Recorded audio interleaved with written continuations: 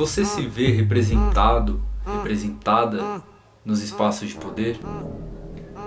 O jornalismo tem alguma coisa a ver com isso?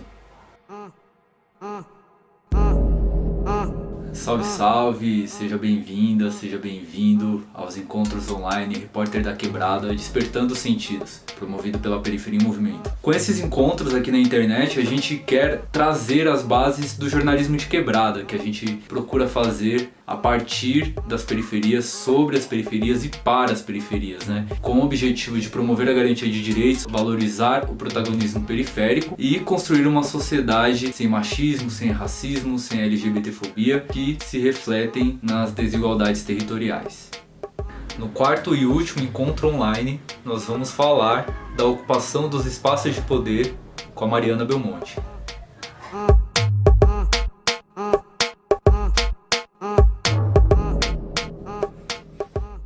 Olá, meu nome é Mariana Belmonte, eu sou jornalista, nascida na Zona Sul, extremo sul da cidade de São Paulo, uma periferia rural aqui da cidade. Enfim, começar fazendo uma provocação aqui para vocês sobre o que é tentar ocupar, né, a política institucional. Historicamente, a política institucional do país, tanto os parlamentos, tanto o legislativo, né, quanto o executivo, ele foi ocupado por homens brancos, em geral de classes muito abastadas, classes médias, altas da sociedade, pessoas ligadas a famílias no poder da política há muitos anos já. Então, tem heranças da política institucional, né, ligados a essa política. E, nos últimos anos, o que a gente vê é que outros corpos começam a ocupar. Na verdade, isso já vinha acontecendo em outros períodos da história do Brasil, mas se intensificou nos últimos anos, né? A gente tem aí exemplos como Benedita da Silva, como Luiz Erundina, como Orlando Silva. Mas por que será que a gente não tem mais corpos na política? Corpos como os nossos, né? Por que a gente não tem mais mulheres, periféricos, homens e mulheres negras, indígenas, quilombolas, todas as comunidades tradicionais? Por que esses corpos não são comuns nesse espaço? Talvez porque a política, essa política institucional que a gente conhece, ela foi formada e organizada justamente para que as pessoas, a maior parte da população, não ocupasse esse espaço. Um espaço que segrega, um espaço de poder que, em geral, só quem tem muitos recursos podem acessar. Então, a provocação para a gente pensar aqui é como a gente faz para a gente também ocupar esse espaço de poder e de decisão, de construção política, de construção de políticas públicas, como a gente faz para também disputar em pé de igualdade. É muito difícil, né? Já que as eleições, todo o processo eleitoral, todo o processo de campanha eleitoral, ele é baseado em dinheiro, em recurso.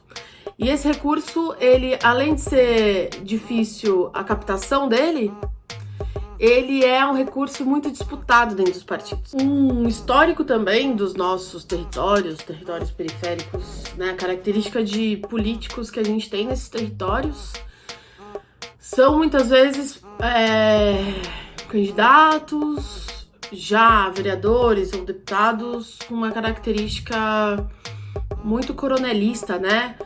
São figuras carimbadas há muitos anos nos territórios, figuras que em geral não tem nada a ver com a característica do território, pessoas que precisam conhecer, não conhecem minimamente, tem algumas lideranças locais, mas não conhecem de fato as dificuldades, os problemas, o dia a dia e as necessidades, né, do território, né? Não tem um mapeamento básico do território. a política que a gente já faz no nosso dia a dia, a política que a gente já constrói nas nossas ações, no nosso território, no nosso trabalho territorial, né, chamado trabalho de base.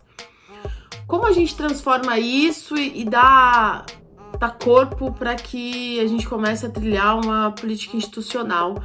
Acho que impulsionar essas candidaturas, essas lideranças, as novas lideranças jovens ou lideranças históricas dos territórios, para que eles comecem a ocupar espaços que nos foi negado e foi negado há muitas gerações. Acho que é importante a gente começar a falar sobre política mesmo. A palavra política nos traz muitas coisas ruins em certa medida, porque a política está associada à corrupção, a palavra política está associada a processos de não participação política, processos de troca, e verdadeiramente não é isso, né, que significa política, né? Os nossos trabalhos nos territórios, as nossas ações, as coisas que a gente constrói, escreve, produz, é política. São processos históricos, políticos que estão sendo registrados na história. Então, é preciso impulsionar novas candidaturas, é preciso olhar para os corpos de ativistas, de lideranças, de pessoas importantes dentro dos territórios, com um olhar também para que eles concorram às eleições e sejam parte de processos que pra gente é tão distante, tão longe da realidade, tão fora do que a gente conseguiria fazer. E não é. É difícil, vai continuar sendo difícil. Como eu disse, as eleições, as campanhas, elas foram feitas para a população, grande parte da população não fazer parte. Os espaços físicos, inclusive, de poder, eles foram construídos para a gente não fazer parte deles, pra gente não sentir a vontade dentro deles. Então, mas é preciso tentar entrar nesses lugares, ocupar esses espaços para começar uma mudança de dentro para fora. Esses espaços, eles precisam ser mudados, eles precisam passar por movimentações outras de ressignificação. Eles precisam ser mais periféricos, eles precisam ser mais negros, eles precisam ser mais indígenas, eles precisam ser mais rurais, eles precisam ser como é a maioria da população. Então, a gente precisa começar a refletir sobre isso. A gente precisa começar a refletir sobre o papel das pessoas que já atuam nos territórios, como um papel também de poder de decisão, poder ali de construção a partir de outro lugar, que é o poder da política institucional. É preciso que a gente comece a construir as cidades, a planejar as cidades a partir dos nossos territórios. Não dá mais pra gente pensar em cidade olhando a partir do mercado, a partir da lógica só da academia. A gente precisa pensar a partir da margem, a gente precisa pensar a partir do campo, do asfalto periférico, das áreas rurais. A gente precisa olhar. Então, a construção de cidade que a gente quer, que a gente precisa, ela precisa vir da margem para a centralidade. A margem precisa ser a centralidade no planejamento urbano. Periferia, as áreas rurais, os quilombos, as terras indígenas. Então, fica aqui várias provocações para que a gente comece a olhar para um planejamento de cidade que seja a partir do olhar e da construção efetiva de quem mora longe dos grandes centros ricos, de grandes prédios, de gente muito rica. A gente precisa olhar para as nossas necessidades para habitar também em territórios mais justos, mais humanos, mais afetivos. Então a gente precisa olhar para isso. Então tem dois lugares, né? Tem a política, de entrar na política mesmo, acho que entrar nessa política institucional, a gente precisa entrar nessa política institucional e a gente precisa olhar também como a sociedade civil começa a construir um plano de cidade. São duas ocupações da política e do plano de cidade que passam por política, que são urgentes e necessárias. Como a gente gosta de dizer, as periferias elas são muito diversas, elas são múltiplas e elas são diferentes. Não existe um tipo de periferia, existem tipos e formas e jeitos de periferia. Então, ter alguém que conhece verdadeiramente aquela região num espaço do legislativo, né, numa Câmara Legislativa, é muito mais rico. Faz as coisas terem uma percepção outra, fora da percepção do lugar comum do que é a periferia, do que são as pessoas de territórios periféricos afastados do centro. Então, os ativistas, os militantes, as pessoas que trabalham e militam e são lideranças dos territórios, eles estarem nesses espaços faz a política pública ser mais desenhada da forma que tem que ser, desenhada do nosso jeito, com a nossa cara, né? Não dos homens brancos que estão lá em outro bairro. As pessoas nos governam, as pessoas cuidam das cidades, as pessoas legislam a cidade, mas elas não sabem qual é a cara que a cidade tem. Elas não sabem pegar um ônibus, um transporte público. Elas não sabem, elas querem pensar a cidade, mas elas não sabem a dinâmica econômica dos territórios, que são diferentes. Então a gente precisa olhar para isso com cuidado. E tem que ser a gente. Acho que passou da hora desses corpos ocuparem cada vez mais esses espaços, né? Nos últimos anos a gente viu que alguns espaços legislativos eles foram ocupados por corpos que são estranhos para a política institucional. E acho que a gente tem que também começar a ter um olhar para que as pessoas gostem de política, as pessoas entendam a real função do que é a política, a construção de política. E acho que aí é que entra o nosso trabalho de jornalista, de articulação como jornalista, pautando esse debate sobre política nos territórios, sobre o tipo de política que a gente tem e que a gente gostaria de ter e qual é a política que a gente constrói, qual é a política que já se constrói. Dizer que a gente já constrói política e dar espaço para que esses pré-candidatos, esses candidatos, essas futuras lideranças ou lideranças que pensam em ocupar esse espaço, falem, digam quais são as suas propostas, debatam entre si, conversem entre si, e que também não fique e saia do protagonismo individual.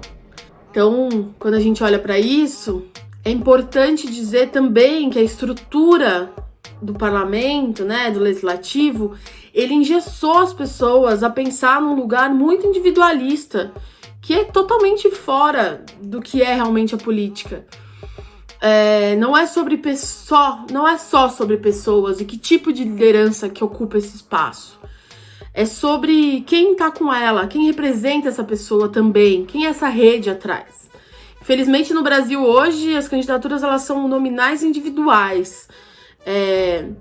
Isso também é uma característica muito forte de quem criou esse sistema político, né? São homens brancos que, em geral, estão à frente dos processos, controlando os processos. Então, a gente precisa também olhar para isso. Um cuidado de disputar entre a gente, um cuidado e um respeito pelo outro, pelo que outras lideranças de outros territórios significam para outro território. Porque não é sobre disputar entre a gente, entre corpos muito iguais, né? É sobre como a gente vai disputar com quem não representa a cidade, quem tem realmente que ocupar aquele espaço. Construir outra cidade é possível. É um sonho, é um horizonte.